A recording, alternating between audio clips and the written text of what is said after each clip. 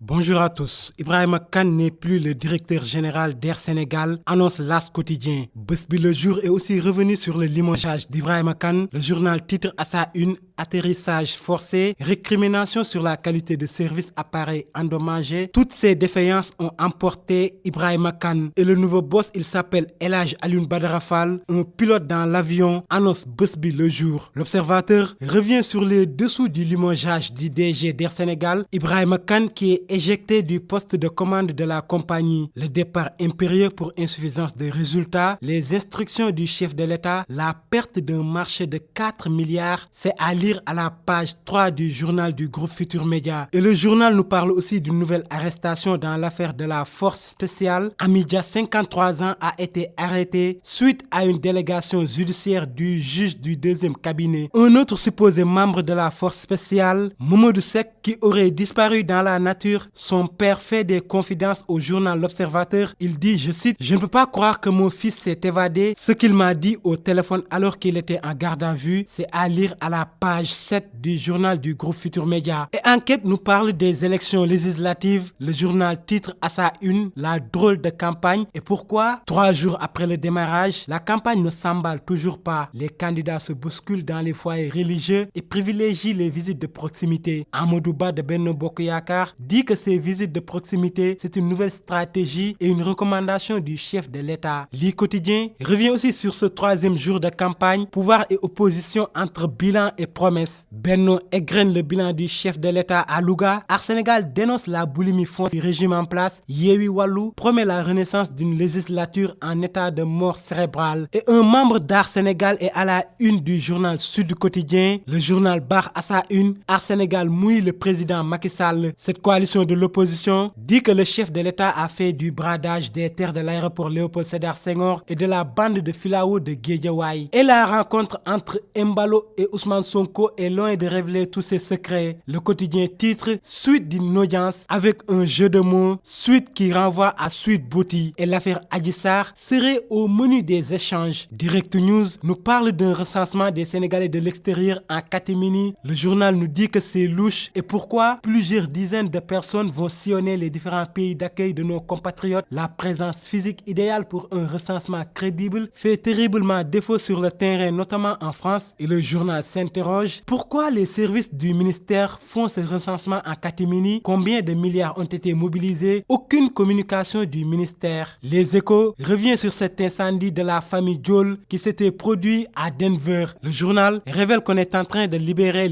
un mandat de perquisition que la police de Denver a délivré à Google pour obtenir des données sur le point de tout changer. Les avocats des adolescents veulent que le juge rejette cette perquisition en évoquant le 4e amendement. L'affaire Idrissa Goudiaby continue de défrayer la chronique et une contre-expertise qui serait en vue. Le président de l'ordre des médecins coupe la poire en deux. Il a désigné 3 experts. Libération nous parle d'une affaire de trafic d'actes de naissance sénégalais. La filière congolaise cernée, comment Théophile Baboundou, né le 30 août 1976 à Kinshasa, est devenu depuis 2018 Samba Ba, né le 24, 4e mois 1985 à Orkadiéré. Une mafia éventrée grâce à la direction de la police des étrangers et des titres de voyage. Idrissa Gana Gueye et Abdou Diallo pourraient quitter le PSG. Stade nous parle que nos 2 compatriotes sont en instance de départ car ils sont absents de la tournée d'été du club de la capitale française. Abdou Diallo, un avenir loin de Paris. Gana, la tentation d'aller au bout de son contrat. Et Aliou Cissé qui fait des révélations au journal Stade. Il dit nous allons au mondial avec beaucoup d'ambition. Kalidou Koulibaly en passe de rejoindre Mendy, titre le journal Record. Un accord avec Chelsea est en train d'être trouvé pour 26 milliards. Et Lac de Guiers 2 qui tacle Franc, c'est à la une de Sunu Lamb. Le lutteur de Guédiawaye dit que Franc doit revoir sa communication et nous donner un peu de respect. Il y a une façon